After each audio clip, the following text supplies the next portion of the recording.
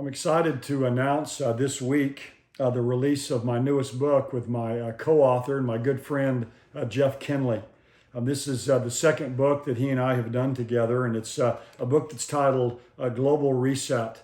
And the subtitle says, Do Current Events Point to the Antichrist and His Worldwide Empire? And this book is really an expose of what's known now as the Great Reset and its global agenda to control the world. And you probably heard quite a bit here recently about the Great Reset. There's some best-selling books on this topic. Glenn Beck's written a book called The Great Reset, where he's trying to expose all the global agenda by the global elites in our world to take control really over every area of our world.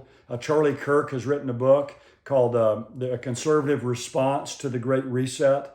But again, this book by Jeff Kinley and myself, this book really is the only book that's written about this great reset, this global reset, that's written from a Christian perspective. And my next article in endtimes.com is going to give some key introduction, a lot of background information about the Great Reset. So you might be looking for that. But what I want to do in this video is just briefly introduce it and just focus on one major aspect now of this Great Reset. The Great Reset is being driven by the World Economic Forum. You may have heard of that. It's the brainchild of a man named Klaus Schwab. It was founded back in 1971. They meet in Davos, Switzerland every year. They have their annual meeting where the global elites, the moneyed elites come together to establish really their agenda for the world. In fact, the stated mission of the World Economic Forum is to shape global, regional, and industry agendas. So they want to bring about basically a global reboot. You say, well, what's a reset? Well, you reset your watch, or you reset your computer. It's rebooting every area of the world. Now, the core of this global reset is control. That's basically what they're after. They're after global controlling every area of the world economy and the world government and every area that influences what happens in our world today. Now, this is all a setup, I believe, for the coming global empire of the Antichrist that he will establish during that last half, those last 3.5 years of the coming 7-year tribulation period. So what we see today is not the great reset that the Antichrist will bring about in the end times when he controls the whole world. So I like to call this the preset. What we're seeing now is the preset that's setting the stage. It's paving the way. That's the build-up to this global empire of the Antichrist that's going to be on the earth in the end times. Now, to implement this global agenda, the World Economic Forum needs crisis. They have to have crisis. Their whole agenda is fed and fueled by crisis. You need crisis, and then you need chaos. You need the fear that comes from that, because only when there's crisis and chaos and the resulting fear from that can you really control people's lives. Now, we all know that COVID basically turned out to be a gift for these globalists. This was a gift beyond their wildest dreams. They actually had tried to implement a lot of the things they wanted to bring to bear back in 2008 and 2009 when there was the global economic crisis. But they weren't really quite prepared. It kind of caught them flat-footed, but they were ready for COVID. COVID opened the door for unprecedented control over people's lives that all of us have witnessed. In fact, Klaus Schwab, the founder of the World Economic Forum, said this: the pandemic represents a rare but narrow window of opportunity to reflect, reimagine, and reset our world. So they seized upon the crisis of COVID and the chaos that came from it to bring control and to get people to comply, and then to bring some stage of relative calm. And you think about COVID, it's really the first truly global crisis. I mean, it affected everybody in the entire world. And so again, they could seize upon this to gain greater control. But that was just the beginning. I'm not very good at chess. I like to play chess when I was younger with some of my friends, but I'm not very good at it. But I was reading recently an article about chess. And the person writing the article pointed out something I'd never known about chess, and that is when you play a game of chess, you want to control certain key or critical spaces. On that chessboard, there's certain key spaces or squares that you want to control. And the person said that you especially want to control these critical spaces near the end of the game. Generally, near the end of the game of chess, you have a king and you have some pawns, and there's key critical spaces that you want to occupy and control if you want to win the game and bring about checkmate.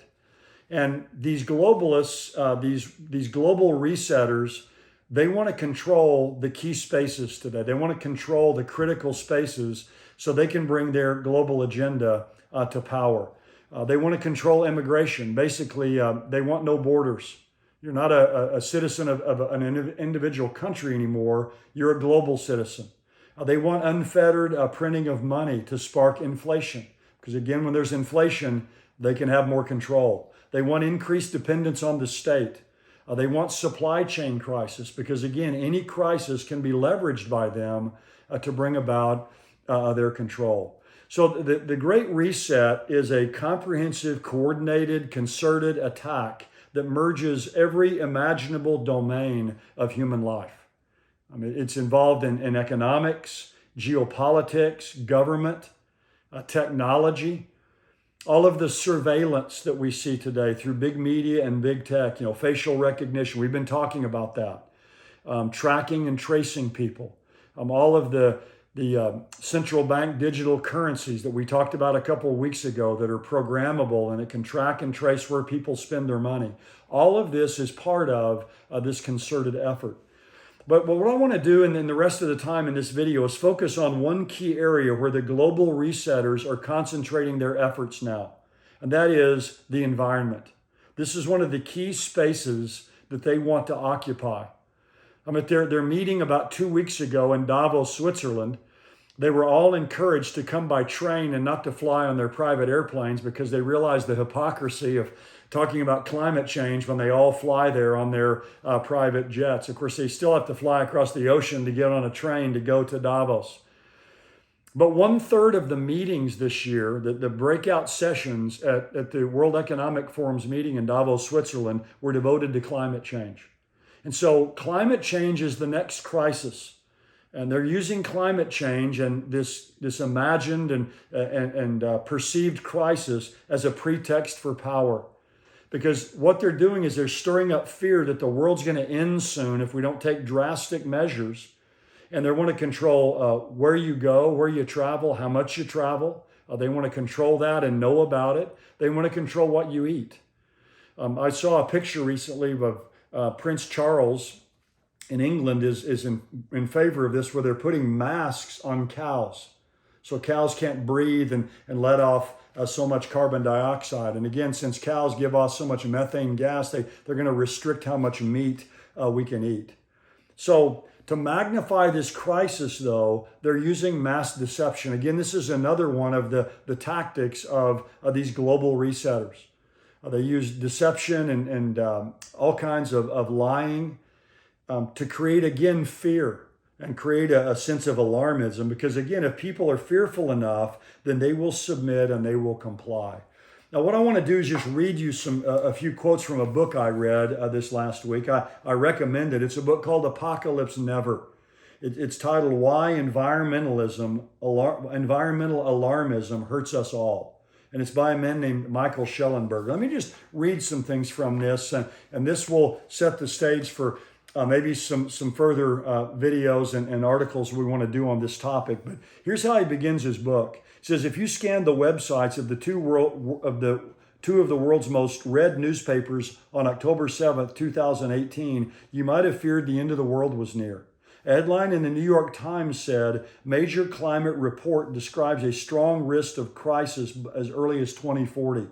The Washington Post on the very same day says the world has just over a decade to get climate change under control, U.S. scientists say.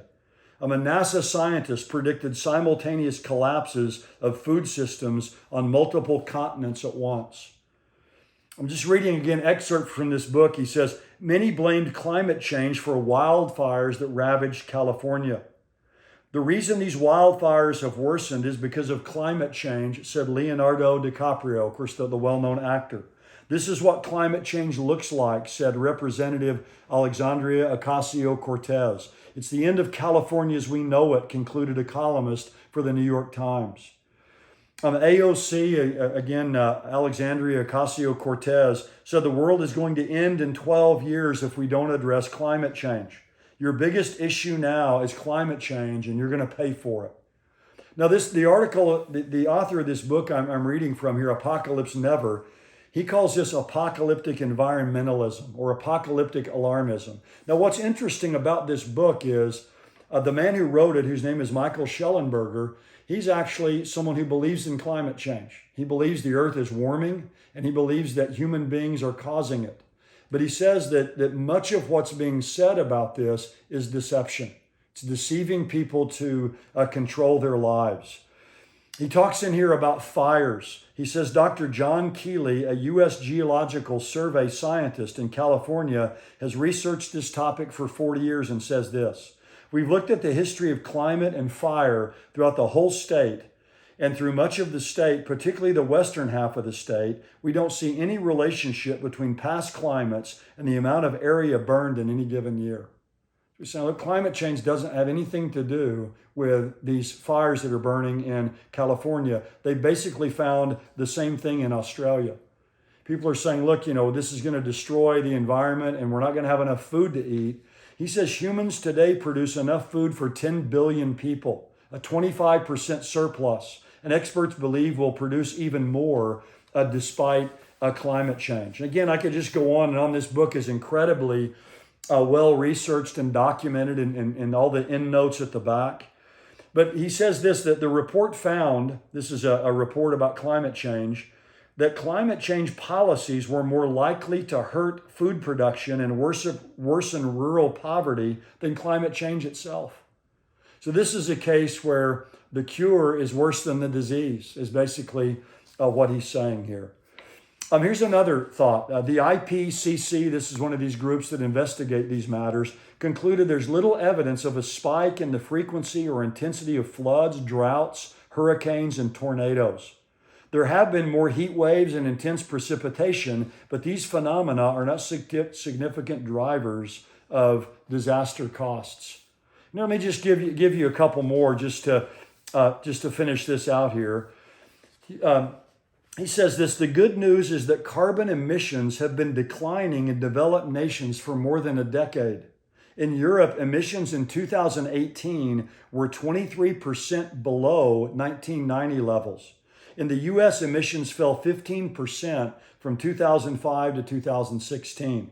The U.S. and Britain have seen their carbon emissions from electricity specifically decline by an astonishing 27% in the United States and 63% in the UK between 2007 and 2018. Now, here's a fascinating statement. You'll never hear this on major news.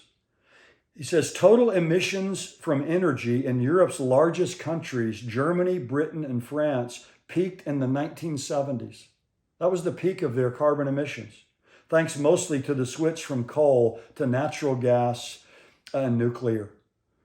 And finally, just one other thought here. Back in the summer of 2019, there were some fires down in the Amazon. And again, the environmental apocalyptic folks were saying, this is just devastating to the world. We need the oxygen that's being produced from the Amazon. And a lot of famous stars came out and had pictures of the Amazon burning, and they were on their Twitter accounts, people like Leonardo DiCaprio, Madonna, the soccer star named Ronaldo. But leading scientists say that the Amazon produces a lot of oxygen, but it uses the same amount of oxygen through its own respiration, so it's basically a wash. It's not the major source of the Earth's oxygen supply, as we're told. The net contribution of the Amazon ecosystem to the world's oxygen is effectively zero. Now, again, it doesn't mean we want to destroy the Amazon, but the point here is the Amazon is not critical to world survival. And then he says, as for the photos that celebrities shared on social media, they weren't actually even of the Amazon on fire. They weren't even of the Amazon on fire. They weren't even the Amazon. The photo Ronaldo, this well-known soccer player, shared was taken in southern Brazil, far from the Amazon, and was taken in 2013, not 2019. The photo Madonna shared was more than 30 years old. In reality, almost everything the news media reported in the summer of 2019 about the Amazon was either wrong or deeply misleading. Now, again, I could go on and on and on about this. Now, look, we all want to take care of the environment. We want to do things and be good stewards of the creation that God has given to us. But this is just another example of the deception that we find in our world today to create a crisis, to create chaos so that they can gain control. And so through that control, they can gain a compliance. Now, we'll be talking about this a lot more in the days ahead, but I want to just alert you to this because you and I need discernment in these days of deception. We need to learn and study and find out about these issues for ourselves. And we need to live in hope every day. And look, all of what we're seeing here today that I've been talking about points to the Antichrist and his global empire that's going to come and control the world. And you and I need to live with the daily anticipation of the coming of Jesus Christ. We need to get up every day and say, perhaps today is the day that Jesus is coming. One of my old friends used to say that the darker the outlook, the brighter the uplook. And if that's true, the uplook is very bright today. Well, thank you again for taking time to watch this video. I appreciate it. God bless you, and I'll look forward to seeing you next time.